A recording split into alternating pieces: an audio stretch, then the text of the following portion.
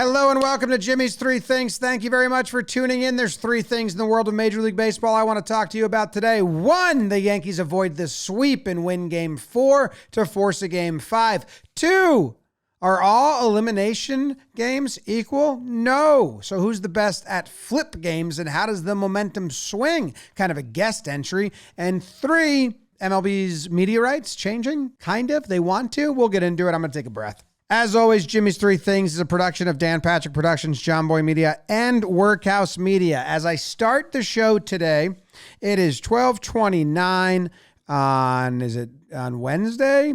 Wednesday morning.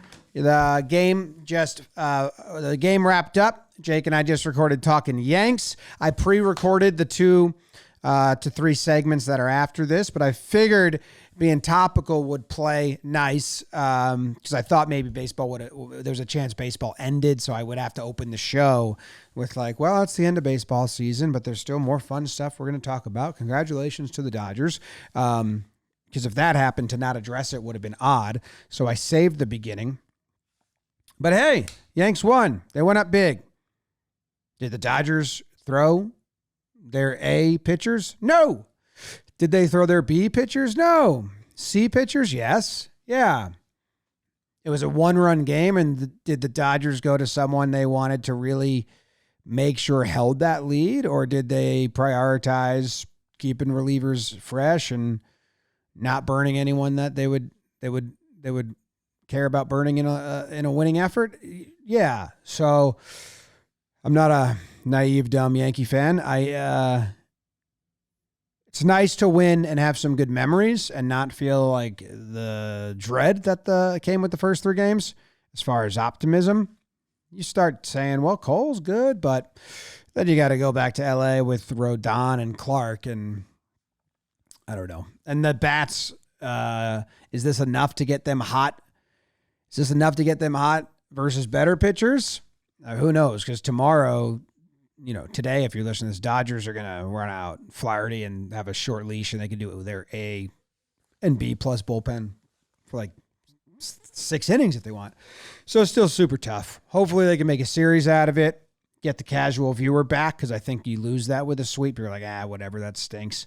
So hopefully we can get it to go 6. You get a whole day of promotion on the travel day. More baseball for everyone, even if you're third party, right? That'd be nice. We're actually going to the game 5 tomorrow. So I'd really like it if that's not the last game, and we can do one final stream of the season afterwards, because those have been a ton of fun. If you haven't been joining in, I did a live breakdown today on the stream wall, a minute breakdown of the fan who grabbed the ball out of Mookie's glove, ripped his glove open. Insane move. Absolutely insane move. People are very upset with us because our reaction was laughter, but it was kind of I don't know. Did he interfere? Let's see the replay. And then the most blatant, obvious, most lunatic interference you've ever seen. It's terrible. The shot that shows that Mookie couldn't really stand, so he's hurting him, potentially stretching his forearm is awful. And obviously fucked up, and he got kicked out. They made the right call, and they should be banned. Still such a blatant disregard for the rules and being what's the code of how he should operate in public. I'm blanking on the term there. Such a blatant disregard for what is proper and what is just fucking not. That still makes me laugh a little bit. And the face he was making, dude, that guy was all his might ripping his glove open and to spin the ball out. Just never seen it. You'd be oh, the fans took it out of his glove. And usually it just gets knocked around, banged around. This was a full-on tear. Not cool. Glad Mookie's fine, and glad the umpires got the call right, and glad those guys got the boot. Don't do that. Don't throw stuff. I say this shit all the time. Don't throw stuff at players. Don't touch players. Don't do any of that. But yeah, that'd be a ball got thrown in the outfield and they're well, I don't know. Are we going to be able to tell who threw it? And they go to the crowd and there's a guy, Buddy the Elf, throwing balls with both hands. You're whoa, I think it's that dude. That's kind of what that was. Is there anything else about this game? Volpe, big game. Freddie, oh yeah. What Freddie Freeman's doing is insane. And what the Yankees are doing is crazy. Why are you pitching to him? Ohtani has the same stats as Judge and might be really banged up. You can get Mookie out if you pitch right. He's been really, really good, but stop throwing him fastballs away. And then, why are they pitching to Freddie Freeman? There's no need. There's no need to let Freddie Freeman give up 2-run home runs in the first inning. Do you know who the Dodgers aren't pitching to? Soto in the first inning. Right away. They're not doing it. What are the Yankees doing? Now, Cole's going to go after him. That'll be interesting. All right, well, I'm going to snap. My laptop's going to appear, and here's the next topic. Okay, welcome to Jimmy before Game 4, when I am numb, probably more numb. Maybe I'm just reflectively happy because the Yankees lost. Maybe I'm still in torture chamber because they won. Anyway, here's the next two things. Ready? I'm doing this before it starts because I got time. Aaron M. sent me this, and I really appreciate it. Sent it me over on Reddit, and it's an interesting theory. He said, I was watching one of your recent Jimmy's 3 Things. Reminded me of some personal research I was doing for fun, and I thought I would share it. He's a Dodgers fan, and he says, since both the Dodgers and Guardians forced winner-take-all Game 5s after trailing 2-1 in their series, he heard a stat that the Guardians snapped an 11-game losing streak in elimination games, and he says he wanted to do a deeper dive on that. Aaron says, I was thinking about how not all elimination games seem to be created equal. If you win a Game 4 trailing 3-0, which is what the Yankees are up against today, you already know if they won it or lost it, or even Game 5 when trailing 3-1, those games seem less impactful than forcing a Game 5 in a 5-game series or forcing a Game 7 in a 7-game series, which makes so much more sense because like it's balancing of the scales. He is coining them. He says, so I invented a new concept stat called the flip game. So like, yeah, balancing the scales game. He's calling it the flip game because the momentum is flipped, you know. In Game 6, the team that already has 3 wins, they have all the momentum. They win, and they win the World Series, or they move on to the World Series, whereas the other team backs against the wall. But all of a sudden, if they win, they have the momentum going into Game 7. You do see this happen a lot, especially in the 5-game series, I think. We just saw it with the Dodgers and the Guardians, as he says. The Yankees did it to the Guardians twice. In 2017, they were down 2-0. They won the next 3. So they won the flip game, Game 4. And then in 2022, the Yankees in DS again with the Guardians. I think the Rays were up 3-0 in 2020 against the Astros, and they took it to a 7-game. And then the Rays won Game 7. So it is interesting. And it's way different than winning the 3-0 game or the 2-0 game for sure. So our guy Aaron looked at all MLB playoff series since 2010, not including 3-game wildcard series. Nice. Those don't count. No one ever thinks they do. And he found every flip game. So every game 4 in the DS, every game 6 in the CS and World Series. He looked at all of those. There have been 69 flip games in MLB since 2010. So what's 69 divided by 24? That's around a little under 3 a year. That's a good amount. That means we're getting exciting playoff series, exciting enough. 36 of those have seen the team trailing in the series win the flip game. So 36 out of 69 times, Game 5 or Game 7 is forced more often than not, right? 36 out of 69. 36 divided by 69 is 52. It's a coin flip. It's a coin flip, but a little more often than not, a Game 7 and a Game 5 are forced. But in 22 of those 36 final games, how does he phrase it? And 22 of those teams have won the following winner-take-all game as well. So if you are down 4-2, or 3-2, and in game 6 you win, you're more likely to then win game 7 because you have the momentum now. You're feeling hot. Maybe that team burned all their good pitchers and lost. This happened to my Yankees in 2017. They were up 3-2 on the Astros. They went back to Houston, and the Astros won game 6, and then they won game 7. What about in the 2019 World Series? Because that went 7 as well, right? Game 6. That's after game 6. So Houston was up 3-2. The Nationals won game 6, which forced game 7, and then the Nationals won. Interesting. So he said he included a spreadsheet, but then he couldn't figure out how to include it, and I tried to get in touch with him, but I decided it's my fault, not our guy's fault, so that I don't have the spreadsheet. But I am interested in the spreadsheet. 2020 ALCS. How did this one play out? Because this might be an example of it not happening. Because Rays, Houston, and then the Rays won game 7.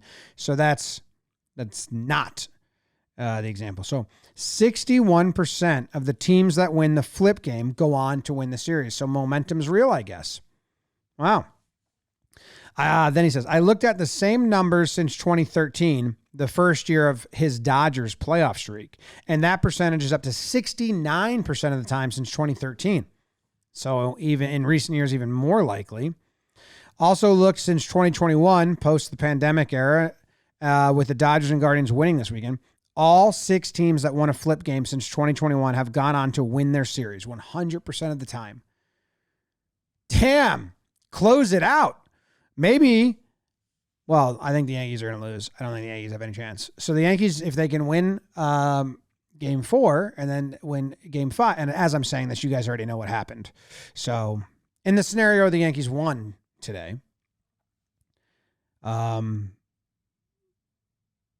win the next 2. Whatever. That's so hard. It's not going to happen. I probably already didn't. I wanted to compare this to some other sports. Look at this. My guy Aaron loves it. So I looked at the NBA and the WNBA games as well. There aren't any statistically significant differences. He's a data scientist, so I had to check. But the raw numbers for MLB are better in favor of teams that win the flip game. Since 2010, only 51% of NBA trailing teams that win the flip game win the series, and only 30% of WNBA team wins. Baseball is so much more unique where you have a new pitcher, right? And you're as good as your starting pitcher. And maybe your bullpen got used. Whereas basketball and hockey, you can make changes. Obviously, you can adapt, make changes, give more playing time to this guy, switch goalies, make changes, change up the line formations in hockey. But ultimately, none of that is nearly as big as the starting pitcher for the next game and the bullpen usage. So baseball is definitely has more going on. When we do our podcast for the New York Rangers, Bandwagon Blue Shirts, where we recap every playoff game for the Rangers as bandwagon fans. If you've never listened to it, I would suggest go listening to it. If you're a diehard hockey fan, no, because you'll hate our guts because it's not real.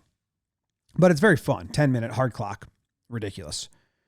But anyway, that's one thing following playoff hockey. I'm like, there's not as much to chew on in between games as baseball, where you have, well, now he's going to start. And if we could get to him, then okay. And this is going to be a bullpen game. Okay. And now, there's so much more to chew on in baseball series because of the starting pitcher situation. And then he said he attached a spreadsheet, which I wish we knew how to do it, but he wasn't able to.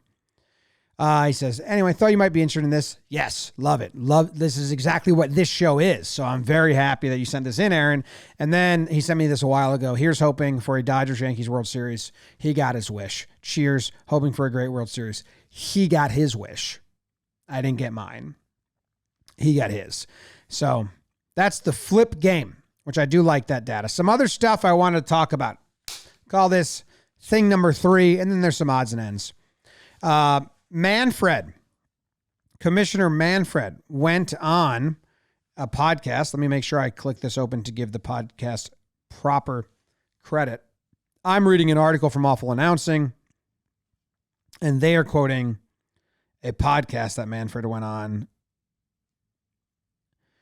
John Ourans, I don't know how to say his name, the Varsity Podcast for Puck on Sunday.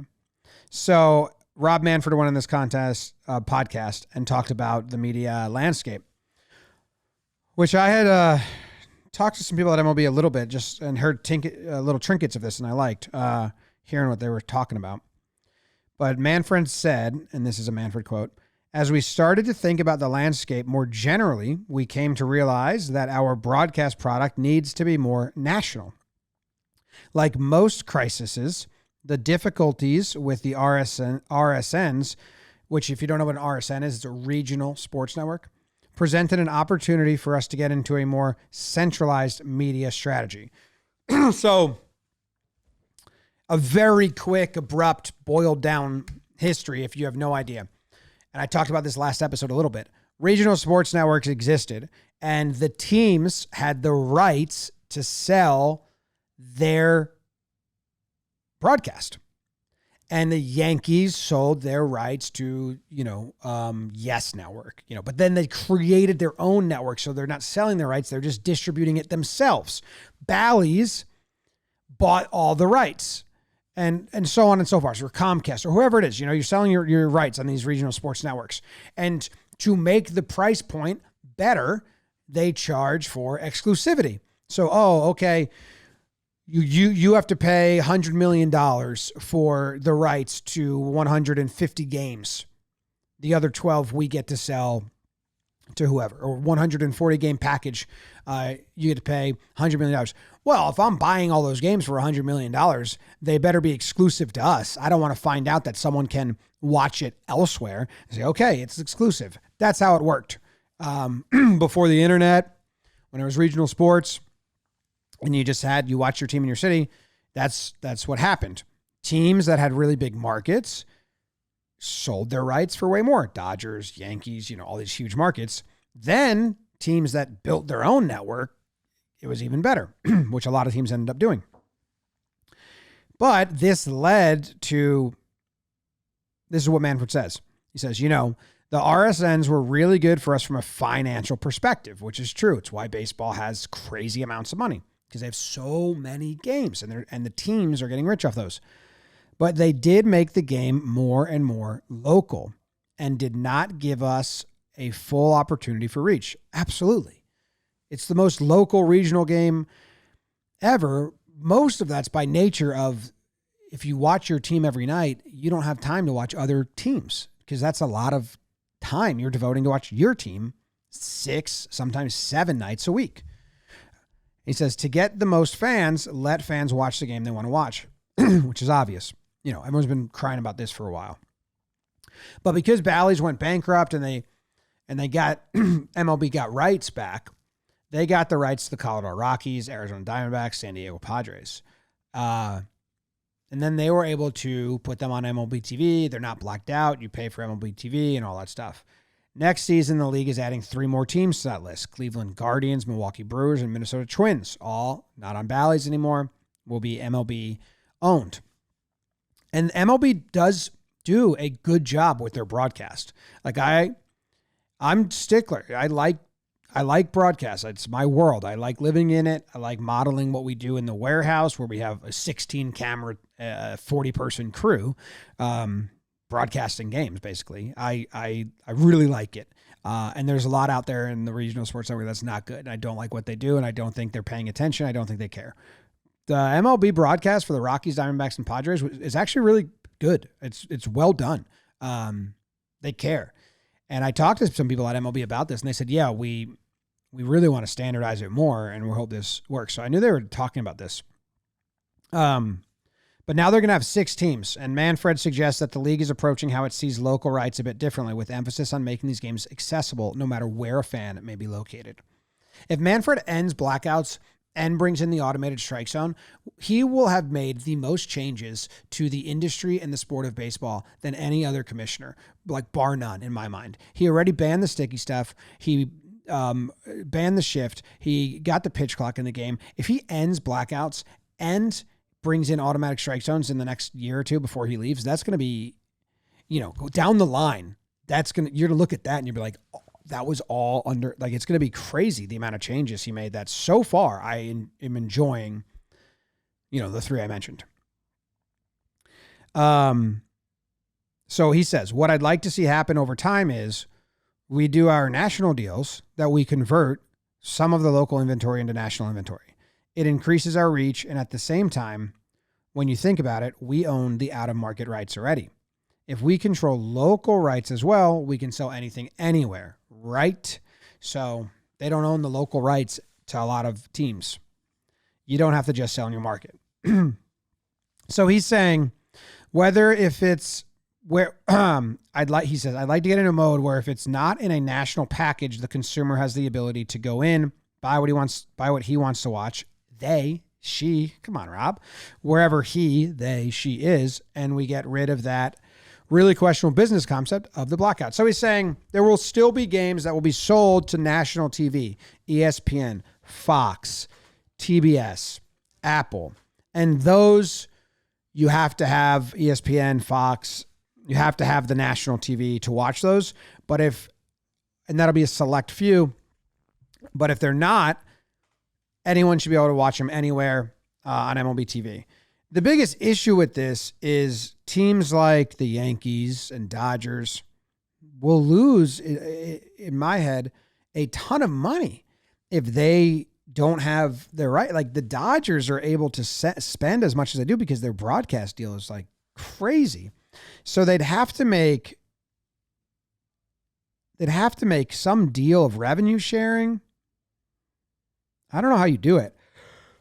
The article says that idea may still be a ways off, as getting teams with more lucrative local media rights agreements on board with a revenue sharing model is likely to prove difficult. And yeah, it's going to prove very difficult. I don't know. That'd be like owners versus owners, or like Manfred would have to. I don't know. I don't know why the Dodgers owe so much money now to all this deferred money. It's all their broadcast package, and the deal is like so lucrative. So, but Manfred wants to end blackouts. Now it's just, can you? Because you've dug yourself into such a hole. That'll be interesting. Some other quick odds and ends before I get out of here. Tropicana Field. They're going to play somewhere. They want to stay in the local market in the area, so there's spring training teams. They said Sarasota might be an option because that's the Orioles spring training facility, and they don't have a minor league team. But they're probably going to play in a spring training facility in Tampa, or maybe many, because the roof is just closed. And then don't repair the trop. Like, use this as an opportunity. That'll be interesting, though. 2 teams playing out of minor league facilities. This one for more understandable reasons than the A's in Stockton. I did like this quote from Manfred at the end. The one thing I can tell you for sure, they're playing next year. We're going to find them someplace to do it. Like, I don't think, until I read that sentence, I didn't think it was an option that the Rays weren't going to play baseball last year. So that's good news. And then I was like, let's check in on managers. Marlins, I haven't read any of these reports at all. The Marlins need a manager, and they, according to a report from Craig Mish of the Miami Herald, the Marlins have identified Guardians bench coach Craig Albernaz and Rangers associate manager Will Venable as their finalists. And then the White Sox are looking at Phil Nevin, hard-nosed guy, like Phil, nice to us. Cardinals bench coach, Daniel Descalzo. Rangers bench coach, Will Venable, how you say it? He's got up for 2 jobs. And White Sox interim, Grady Sizemore.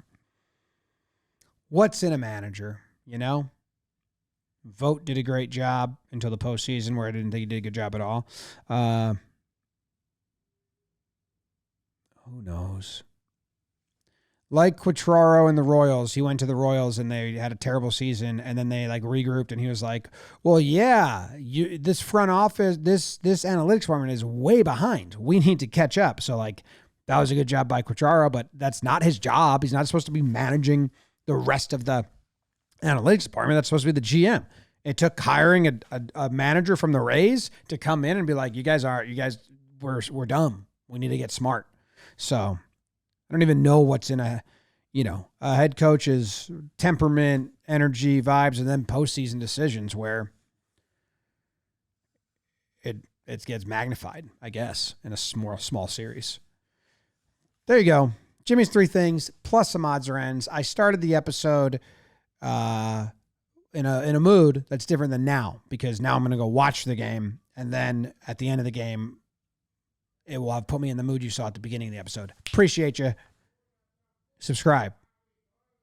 Is it the off season? Are these episodes about to get off season-y and fun? And I'll read some history books and find some dumb stuff? Or are the Yankees living to torture me another day? You guys know I don't. See ya.